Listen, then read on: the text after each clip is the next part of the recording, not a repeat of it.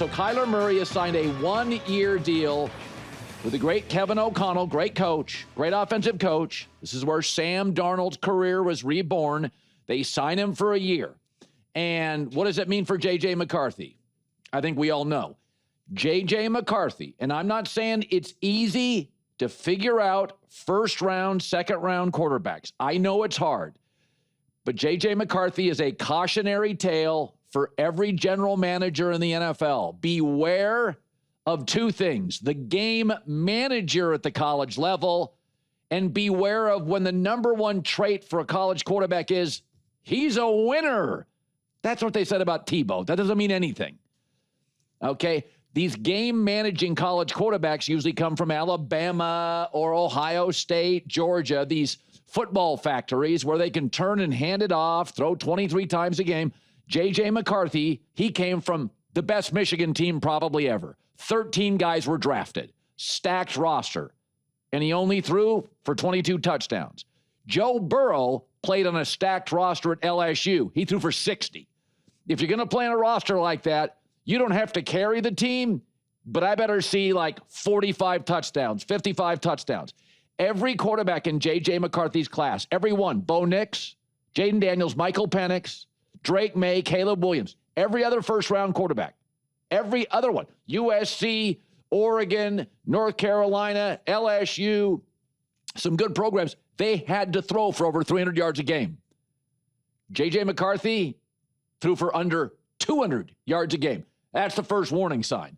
And the second, and I, pat in the back time, I said, he is the one quarterback coming in this first-round draft class. I don't think it's going to work. The other thing was, first of all, he didn't have any great wow traits.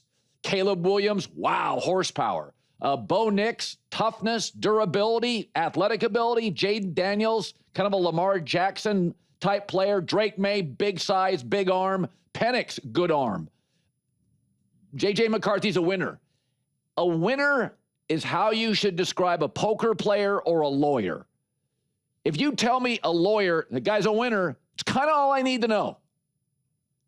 Poker player, guy's a winner, sits down at the table, that's Phil Hellmuth. That's all I need to know.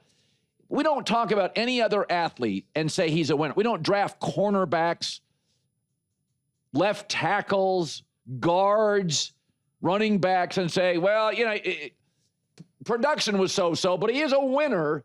Doesn't mean anything. Same with college basketball players. Nobody's drafting Darren Peterson number one because he's a winner. They're looking at his talent and his traits.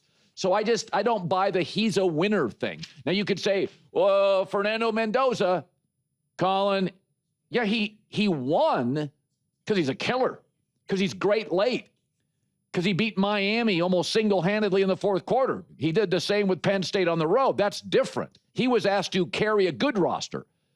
That J.J. McCarthy Michigan roster wasn't a good roster. It was the best Michigan roster ever, 13 guys drafted. That's an Ohio State, Bama, Georgia, LSU level roster. And did he carry it? Yeah, at times he did. He did against Miami late. He did against, Oregon fourth quarter. So there's a difference. And, you can say what you want about Kyler Murray. Again, he and Sam Darnold have been the two quarterbacks that I have always liked more than the market because they have wow traits. His elusiveness, A+, wow.